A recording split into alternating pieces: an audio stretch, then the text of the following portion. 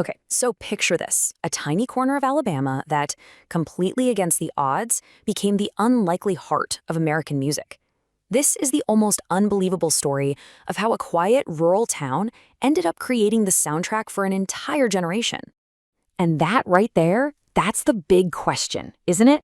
It's the riddle that makes this story so incredible. How on earth did a place known more for cotton fields and Jim Crow laws become the hit recording capital of the world? I mean, on one hand, you have the reality of the Deep South in the 1960s, and on the other, you have this global music powerhouse. It just doesn't seem possible. So in this explainer, we're going to dive deep into that amazing contradiction. To solve this riddle, we really have to start with one man. He was the architect of it all, a guy forged by tragedy and just driven by this unbelievable intensity. His name was Rick Hall. You know, Rick Hall's life was just intense. He was forged in fire, really. He grew up in extreme poverty in a log cabin and suffered one devastating loss after another. His mother, his wife, his father. All in separate, tragic events. And all that pain, he channeled it into this relentless perfectionism. For him, music wasn't just a job, it was his only way out. And this guy, he literally built his musical empire from the ground up, with nothing. He started his first studio, Fame, in the late 50s. When his partners bailed, he just stubbornly kept going, eventually moving the whole operation into an old tobacco warehouse, which would, incredibly, become a world-famous hit factory. See, the thing about Hall is, he wasn't trying to copy the polished sound of Motown or the horn-heavy sound of Stax in Memphis. Nope. He wanted something different, something he called greasy, a sound that was raw, heavy on the low end, and just felt like it was coming right up from the Alabama mud. And how did you get that sound? Well, he had a secret weapon. He put together this house band of local white kids who had this just uncanny, almost psychic ability to lock into a deep, soulful groove. They became known as the Swampers, and man, they were the engine of Muscle Shoals. So you've got this driven, intense producer and this incredible house band. A combo like that, it's not going to stay a secret for long. Pretty soon, the biggest names in music started making the trip to Alabama, and it all kicked off with a visit from a future queen. So let's talk about Aretha Franklin. It's kind of hard to believe now, but before 1967, her career was just stuck.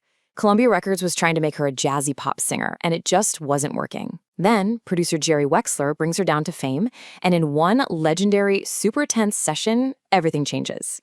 Aretha sits down at the piano, plays that iconic bluesy riff, the Swampers fall in right behind her, and boom, the Queen of Soul was born. That raw, powerful gospel voice was finally set free. But here's where the story takes a twist.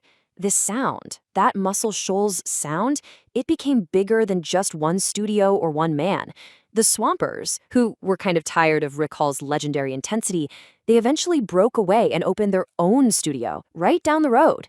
The musicians themselves had become the destination. And you can just imagine the surprise when the biggest rock and roll band on the planet showed up to record with them. This quote from the Rolling Stones just says it all. They couldn't believe these unassuming guys who looked like they should be stocking shelves were the geniuses behind all those soulful, funky hits they loved.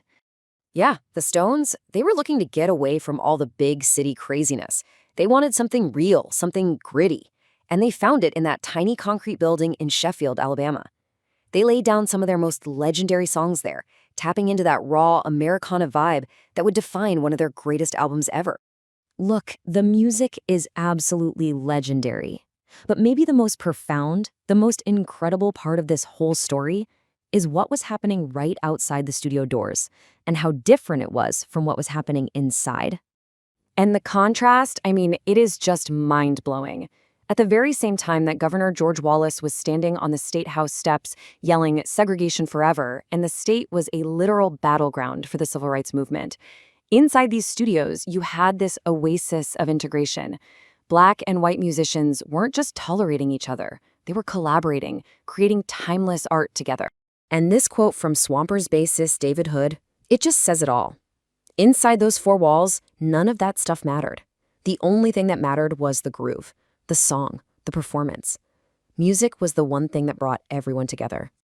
And once the word was out, it was like a pilgrimage, you know?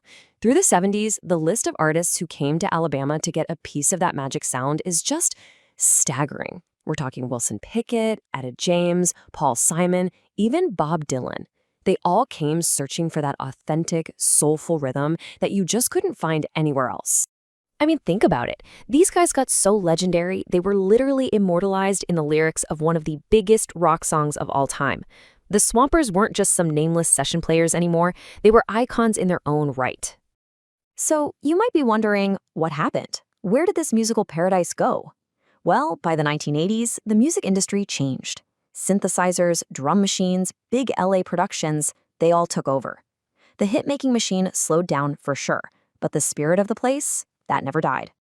And then in 2013, this fantastic documentary dropped and just blew the whole story wide open again for a whole new generation. It had everyone from Bono to Mick Jagger to Alicia Keys talking about this place, and it sparked this massive revival of interest in the town's history. And that's the coolest part, really. This isn't just a history lesson. These studios aren't museums. They are living, breathing, working recording studios. Modern artists are still making the pilgrimage to Muscle Shoals, trying to capture that same magic, which just proves that sound is as timeless today as it was 50 years ago. So what's the big takeaway here? The story of Muscle Shoals is so much more than just a list of hit records. It's really a testament to how music can just erase boundaries, how incredible creativity can bloom in the most unlikely places, and how a handful of people with a killer groove can literally change the world. In the end, it really proves that world-changing art has nothing to do with a fancy zip code or a glamorous building. It's about connection, it's about feel, and it's about soul. And it leaves you wondering, where's the next Muscle Shoals going to come from?